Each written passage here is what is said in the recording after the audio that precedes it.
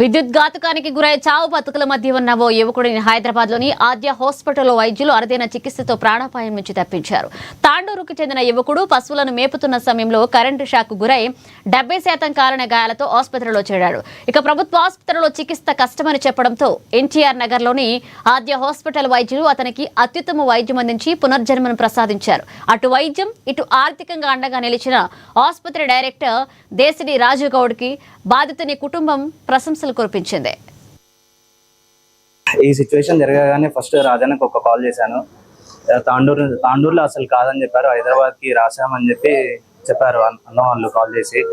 రాజానికి ఒక కాల్ చేయగానే వెంటనే ట్రీట్మెంట్కి అన్ని అరేంజ్ చేయించేసి వచ్చినప్పటి నుంచి ఇప్పటికి 20 days ఇప్పటి వరకు మొత్తం నడుచుకుంటూ బయటికి వెళ్ళేలాగా మొత్తం ట్రీట్మెంట్ చేశారు. ఇంత మంచిగా చేసినందుకు మేనేజ్మెంట్కి చాలా థ్యాంక్ యూ.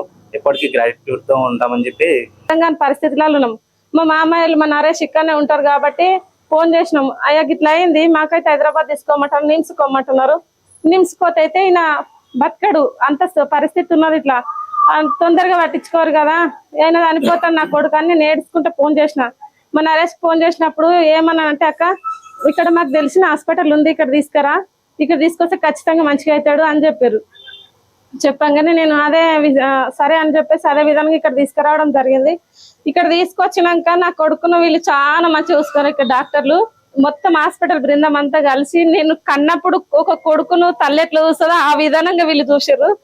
స్టాఫ్ కానీ నర్సులు అందరు కూడా చాలా బాగా చూసారు. ఈ హాస్పిటల్ అంటే ఎప్పుడు చేతులు ఎత్తి ఫస్ట్ దండం పెట్టాలంటే డాక్టర్ కి పెట్టాలన్నంత మంచిగా చూసుకున్నారు. మాకైతే చాలా మంచిగా చూసారు. ఈ హాస్పిటల్ వల్ల నా కొడుకు ఈ రోజు ఈ స్థితిలో ఉన్నాడు అంటే దానికి కారణం ఈ హాస్పిటల్ వాళ్ళ డాక్టర్లు చాలా మంచిగా వాళ్ళ బిడ్డలాగా చూసుకొని ఇప్పటిదాకా బతికిచ్చి నా కొడుకు పుట్టినరోజు 2 తారీఖు ఉండే ఇదే నెలల ఆ రోజు జరుపుకున్న లేని బాధతో అది కూడా వాళ్ళు ఇది చేసి పంపిస్తారు. ఇంత మంచి చేసి నేను ఏమి ఇచ్చిన ఈ రుణం అయితే తీరదు. ఈ హాస్పిటల్ కు చాలా మంచిగా చూసుకున్నారు. ఇక్కడ ట్రీట్మెంట్ చాలా మంచిగా ఉంది.